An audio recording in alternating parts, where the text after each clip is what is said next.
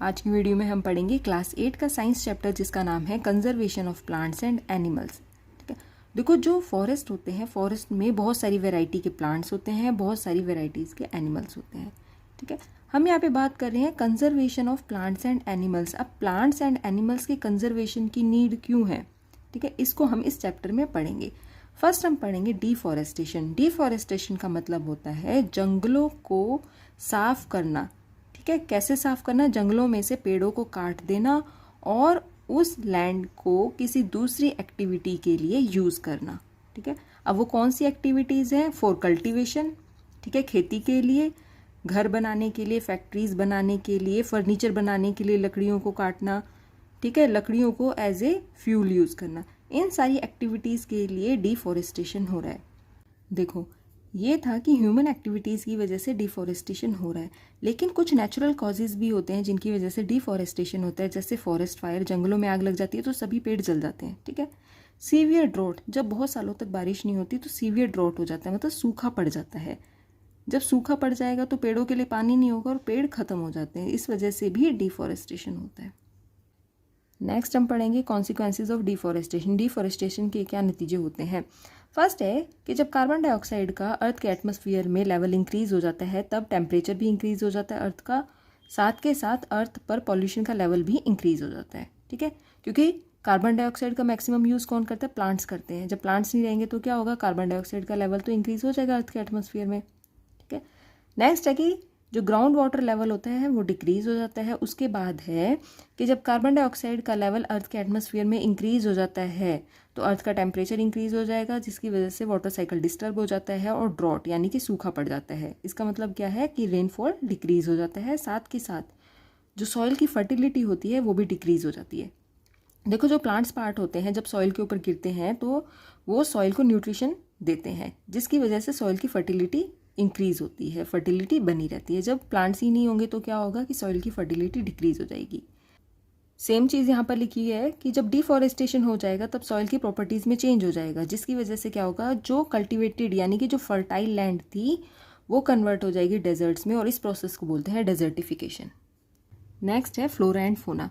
देखो, जो प्लांट्स होते हैं उन्हें बोलते हैं फ्लोरा, एनिमल्स को बोलते हैं फोना। उसके बाद है endemic species. Plants and animals की कोई भी पर्टिकुलर स्पीसीज जो एक पर्टिकुलर एरिया में मिलती है उसे बोलते हैं एंडेमिक स्पीसीज।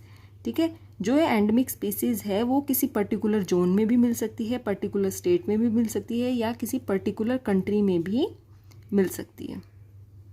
हम बात करें एंडेमिक स्पीसीज की, तो इंडिया की जो एंडेमिक फोना है वो है पचमरी बायोस्फीयर रिजर्व में। उसके एग्जाम्पल हैं bison and Indian giant squirrel. और जो इंडिया के एंडेमिक फ्लोरा है वो पचमरी बायोस्फीयर रिजर्व में ही है और इसके एग्जाम्पल हैं साल एंड वाइल्ड मैंगो। हम बात करें ना बायोस्फीयर रिजर्व की, अब ये बायोस्फीयर रिजर्व क्या है? जो बायोस्फीयर रिजर्व है वो बायोडाइवर्सिटी के कंजर्वेशन के लिए होता है। ठीक है, अब नया वर्ड आया बायोडाइवर्सिटी। ये बायोडाइवर्सिटी क्या होता है? बायोडाइवर्सिटी होता है किसी भी पर्टिकुलर एरिया की जो variety of plants, variety of animals और जो माइक्रो ऑर्गेनिज्म होते हैं उन्हें बोलते हैं बायोडाइवर्सिटी। एक पर्टिकुलर एरिया के जो variety of plants, variety of animals and micro organism होते हैं उन्हें बोलते हैं बायोडाइवर्सिटी। और इन्हीं प्लांट्स, एनिमल्स और माइक्रो ऑर्गेनिज्म को कंजर्व करने के लिए बायोस्फीयर रिजर्व बने होते हैं। ठीक है, इसको एक एग्जाम्पल से, डायग्राम से समझेंगे हम। ये जो बड़ा सर्कल आपको दिखाई दे रहा है ये मान लीजिए ये है बायोस्फीयर रिजर्व। अब इस बायोस्फीयर रिजर्व में नेशनल पार्क्स भी आते हैं, वाइल्ड लाइफ सेंचुरीज भी आती हैं। ठीक है, अब national park, wild life sanctuary का नंबर 1 भी हो सकता है, 1 से ज़्यादा भी हो सकता है। ठीक है, तो यहाँ लिखा है ना biosphere reserve contains other protected areas in it, जैसे national park and wildlife sanctuaries. ठीक है, बायोस्फीयर रिजर्व का एग्जाम्पल है पचमरी बायोस्फीयर रिजर्व। ठीक है, इसके अंदर एक नेशनल पार्क आता है जिसे बोलते हैं Satpura and 2 wild life sanctuaries आती हैं जिनके नाम है बोरी एंड पचमरी। नेक्स्ट हम पढ़ेंगे वाइल्ड लाइफ सेंचुरी।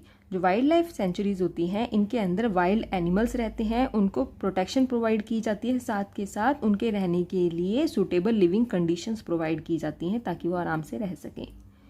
जो वाइल्ड लाइफ सेंचुरीज होती हैं उसमें वहाँ के जो लोकल लोग होते हैं ना, जो लोकल पीपल होते हैं, वो भी जा सकते हैं। वो वहाँ पर अपने जानवरों को चारा भी चरा सकते हैं, वहाँ से मेडिसिनल प्लांट कलेक्ट कर सकते हैं, साथ के साथ वहाँ से आग जलाने के लिए लकड़ियाँ भी कलेक्ट कर सकते हैं। नेक्स्ट है नेशनल पार्क। नेशनल पार्क में किसी पर्टिकुलर एरिया के फ्लोरा, फोना, लैंडस्केप एंड हिस्टोरिक ऑब्जेक्ट्स को प्रिजर्व किया जाता है। अभी हमने पढ़ा था ना कि जो पचमढ़ी बायोस्फीयर रिजर्व है उसके अंदर एक नेशनल पार्क आता है जिसका नाम है सतपुरा। ठीक है, तो जो ये सतपुरा नेशनल पार्क है ये इंडिया का फर्स्ट रिजर्व फॉरेस्ट है। अभी हमने पढ़ा था ना कि जो वाइल्ड लाइफ सेंचुरी होती है उनके अंदर वहाँ के जो लोकल पीपल होते हैं उनका आना जाना होता है, वो अपना वहाँ पे एक्टिविटीज़ कर सकते हैं, जैसे अपने जानवरों को चरा सकते हैं, ठीक है, वहाँ से वुड कलेक्ट कर सकते हैं। लेकिन जो नेशनल पार्क्स होते हैं उनमें इस तरह की कोई एक्टिविटी ह्यूमन नहीं कर सकते, ना वो वहाँ से वुड कलेक्ट कर सकते हैं, ना मेडिसिनल प्लांट कलेक्ट कर सकते हैं, ना वो अपने जानवरों को वहाँ पे चारा चरा सकते हैं। ठीक है, ये सब एक्टिविटी वहाँ पे बैन होती हैं। नेक्स्ट है एंडेंजर्ड एनिमल्स। एंडेंजर्ड एनिमल्स वो एनिमल्स हैं जिनका नंबर बहुत ज़्यादा कम हो गया है और वो कभी भी विलुप्त हो सकते हैं। ठीक है, एक्सटिंक्ट हो सकते हैं, उन एनिमल्स को बोलते हैं एंडेंजर्ड एनिमल्स। नेक्स्ट है red data book. Red data book को मेंटेन करती है एक इंटरनेशनल ऑर्गेनाइजेशन। ठीक है, इसमें ये रिकॉर्ड बनाते हैं कि पूरे वर्ल्ड में से कौन से एनिमल्स एंड प्लांट्स हैं जो एक्सटिंक्ट होने वाले हैं, जिनका नंबर बहुत कम हो गया है। ठीक है, इंडिया ने भी एक रेड डाटा बुक बना रखी है अपनी, उसमें वो इंडिया के उन एनिमल्स एंड प्लांट्स का रिकॉर्ड मेंटेन करते हैं जो इंडिया से एक्सटिंक्ट होने वाले हैं। नेक्स्ट हम पढ़ेंगे माइग्रेशन। बर्ड्स कैसे माइग्रेट करते हैं। देखो, जो पोलर रीजन्स होते हैं वहाँ पे बहुत ज़्यादा ठंड होती है, बहुत ज़्यादा बर्फ़ पड़ती है। जब सर्दियाँ होती हैं पोलर रीजन्स में तो टेम्परेचर बहुत ज़्यादा कम हो जाता है। उस टाइम पर वहाँ के बर्ड्स माइग्रेट कर जाते हैं ऐसी जगह पर जहाँ पे टेम्परेचर नॉर्मल होता है और वो वहाँ पर अंडे देते हैं। अंडे देने के बाद जब अंडों से बच्चे निकल जाते हैं तो उस टाइम तक क्या होता है, जो उनका नेचुरल हैबिटेट है वहाँ पर टेम्परेचर नॉर्मल हो जाता है और बर्ड्स यहाँ से माइग्रेट कर जाते हैं यहाँ पर।